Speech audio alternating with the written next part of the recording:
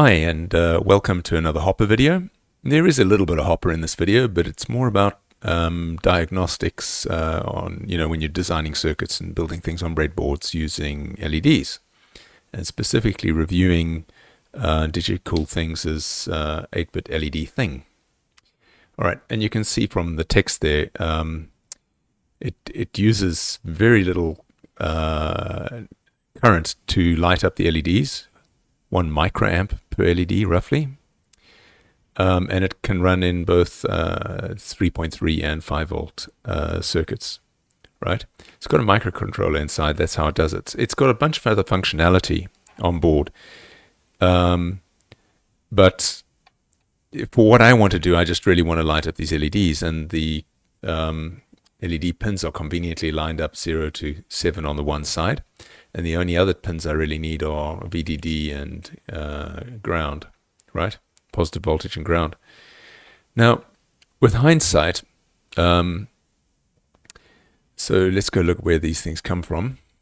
So this Digicool Things' website. I'll put a link to this in the description below. And you can order them either not assembled or assembled. And with hindsight, I should have ordered mine not assembled, and I'll mention why in a second. And where do you order them from? You can buy them on Digicool Things' Tindy page, right? There you go. Like I said, it's got a microcontroller in it, so you can actually program it to do other things, not just its default mode. But its default mode is pretty good for me, and since the mode pins, so the mode pins, it's got these 3 mode pins here to do other interesting things with the LEDs, but they've all got very weak pull-ups on them, so by default it's in the mode that I want. It's in the sort of just light up the LEDs if you put current on the pins. Now, I mentioned that I made the mistake of having them pre-assembled like this, because if you want to use these in a breadboard, say on the side of a chip like that, it's not that great to have all those pins on the end. So if I was going to order them again, I would assemble it myself and only put pins on the data side, like this, and just put power pins, power leads on the other side, which means if I do that, I can just plug them directly into the board. What is this circuit I've got built here? Okay, this here is Sparky.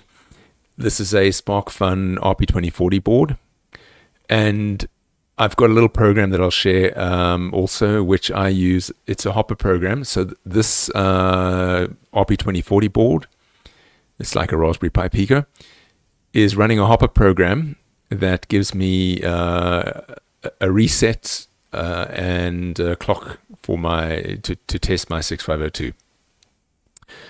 The program on board, what it'll do is it'll hold the reset pin. So it's active low, resets active low on the 6502. So it'll hold the reset pin low for 25 clock cycles, which is what the chip needs to settle. And then it'll hold make it high and just keep ticking. And you can, because these are static, you can tick your clock really slowly. So I think I got it going at like 1 tick every 50 milliseconds right now. All right, what else have I got on this board? On the data bus, I've got hex EA. So if you look at the one on the left, hex F would have been all of those positive. So all 4, D7 down to D4, all positive would have been F. So if I just take D4 down to negative, that makes it 1 less than F, which is E. A is hex 10, right? Is 10. Hex A is 10. So that would be 0 in the 1 position, 2 must be set to positive, 4 must be set to negative, and 8 must be set to positive. So 8 plus 2, 10, which is A. So EA. And if you look it up, what's EA as an instruction for the 6502? EA is no op. So this is just a no op counter. Conveniently, most of the address pins are all on the one side here, except for these four. So A12 to A15. So I've brought them along and put them in a line there so that it's A0 through A15 down that side. Now, normally when you design, when you're coming up with one of these, or when you're just doing diagnostics on your board, you'd put in a lot of LEDs like these ones, and for each one you'd need a little load limiting resistor as well. So typically 470 ohms. But with the these with the LED thing, you don't need to do that. So I just plug in one thing from A0, like so. And then I've got another one I've modified. So I desoldered, I had them assembled, I desoldered the pins and just added power leads on that side so they sit nicely on my breadboard like that. So I got them lined up. So put my positive into the power and ground to ground. And there. That's how much effort it was to like plug in 16 LEDs into my board, right? And let's see if it works. Let's plug it in. All right, there we go. There you go. So I can better illustrate what's going on if we turn it upside down, I think. So let's reset that. I mean, just for people who don't know what a usual no-op tester is for a 6502. And when I reset, you're going to see the reset's going to go low. This is going to go low too, but this is going to flash 25 times before the reset goes high. So let's hold it down and see what happens. It's low, 25 flashes, then it goes high and it starts counting. Now, if you look at the left one here, EA. And now it's just gone, it's just put a B, like a 1 in there. So EB. Next is going to be EC, if you're counting in hex. So what does this do? When you start up your 6502, it sees, it goes and fetches the vector to where the start of the program is. And it's going to see, for both the most and least significant bytes of the address, it's going to see EA. So if I reset, the start address for this program on the address bus is going to be EA. And that was EA, but it started counting pretty quickly. And that's still EA, now it's EB. And it'll just keep incrementing because it does a no-op, and then it goes to the next instruction, which is EA. And no-op, next instruction, just keeps incrementing the address bus. So you know you've got a good 6502 if it's counting nicely in binary like this. And when it gets to FF, it'll wrap around to 0. So it'll just keep going forever. There you go. So that is using these Digicool Things on a 5-volt 6502 system. Let's move on. So what have I got next? Let's get this out of the way. Unplug it. And here I've got my 6502 single board computer with Hopper on it. And I shouldn't be in the debugger. This is from when I last ran it. Control C, exit that. And I've got a Hopper program here. And if you're familiar with Arduino, the way I deal with boards, if you right click on that, you go in here, port A, port B, data direction A, data direction B. And these are just the register addresses on my parallel chip here. And the reason there's 8-bit addresses is because my parallel chip is on the 0 page. Control backspace to go back to where I was. Okay, so I'm going to pull my modified LED things off my breadboard. And now, let's go closer to this. So what do we got here? These are conveniently from the edge of my single board computer. I've got some power leads here, which I've just put into breadboard power rails. I can just put these straight in. I like so.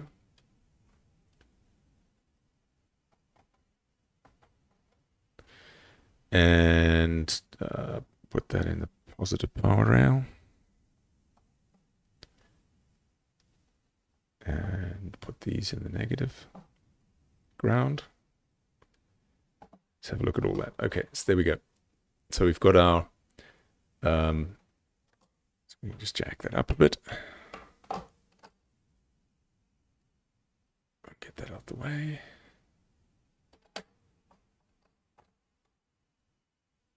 There we go.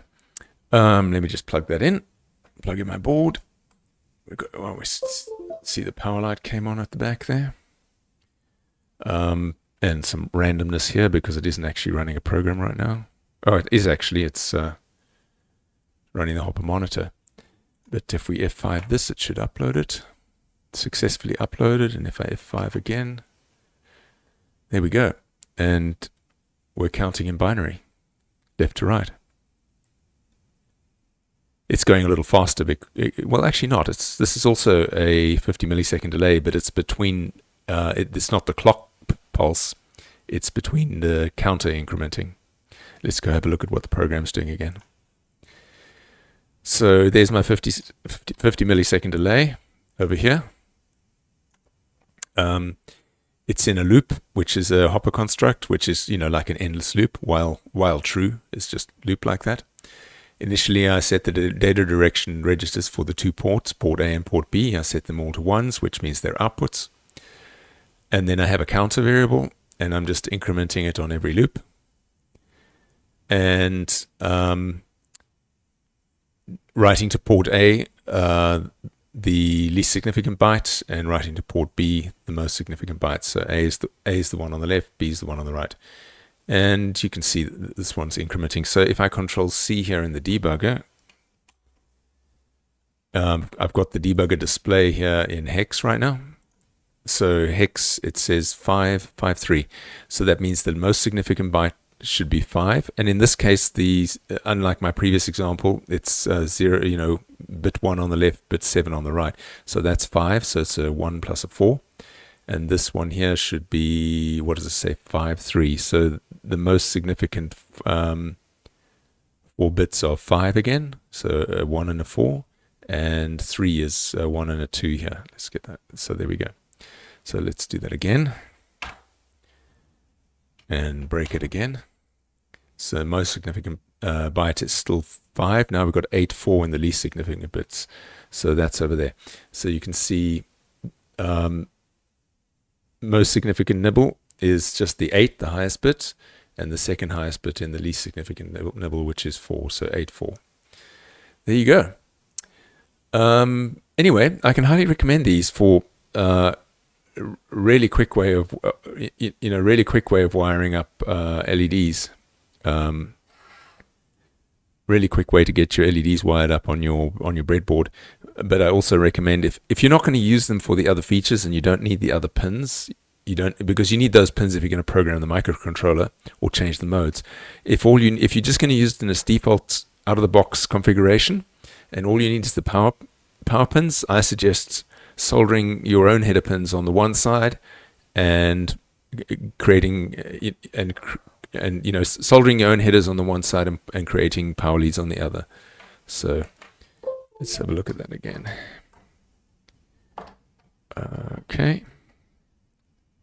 So I've just put power leads on the one side and headers on the other. Now, that's pretty much the end of the video. But if you wanted to recreate this circuit, let me give you some more detail about how a no-op circuit works. I mentioned putting EA onto the data bus, right? The two lines coming in here are clock, which goes to phi 0 in, and reset, which goes there. By the way, this sticker, Grant Searle has a PDF on his website, and you can print if you've got, I've got A4 sticker paper for my printer, which I got specifically to print his stickers because he's got stickers for. He's got stickers for all sorts of chips. Well, that's just another 6502, but I've got stickers for. Let's just take this one out of here. on here there's a sticker for the ACAI chip, the Motorola serial chip. So anyway, that's where the stickers come from. What else? So there's a couple of pins that, if you're just setting up a basic 6502 circuit, that you need to hold to high, hold to 5 volts. So, and they are both the interrupts, so the non-maskable interrupt and the IRQ. And you also need to hold the ready pin high. So the ready pin, IRQ, and NMI need to be held to high voltage. And the other two that should be held high, the one's bus enable, and the other one is this, which is set overflow pin, which no one ever uses. Sets the overflow flag in the chip. So set overflow and bus enable, and the reason I've written in by hand is because bus enable didn't exist on the 6502, and this is a 6502 65C02S, which is slightly different. The pins that I haven't got anything connected to are either not used, like the two NCs not connected, or they're outputs. So sync is an output, and Phi2 and Phi1 are outputs. Anyway, that's all you need to wire up to use one of these. And let's go look at Sparky, what I've done with Sparky. So in the regular Hopper repo under projects, 6502 SBC, edit Sparky. I think it's over here. Yeah, there it is. So this is the Hopper source for Sparky, which is the program that's sitting inside this SparkFun microcontroller. And it's setting two GPIO pins, one for the clock and one for the reset. Pulls reset low here, so false is low. It's got a counter, down counter, reset cycles, counting down from 25. And I've got the option to set a different delay length for that initial countdown and the later clock cycle, so I can make the later clock cycle slower or faster and just leave these at 50 milliseconds. What it's doing with the NeoPixel, you might not have noticed that. What the NeoPixel is doing there is actually the same as this clock signal here. So I don't really need that LED. So that's showing me the clock's working. And it might actually do the reset as well. Yeah. Let's see what it does in the reset part. No, it's just doing the clock signal. Anyway. Anyway, so this is how this works. It sets the clock true, does a delay, sets the clock false, does a delay, loops around, does it again, does it again, does it again. And if reset cycles is not equal to 0, it'll decrement them and then eventually switch the reset to high so that it's so it asserts reset for 25 cycles.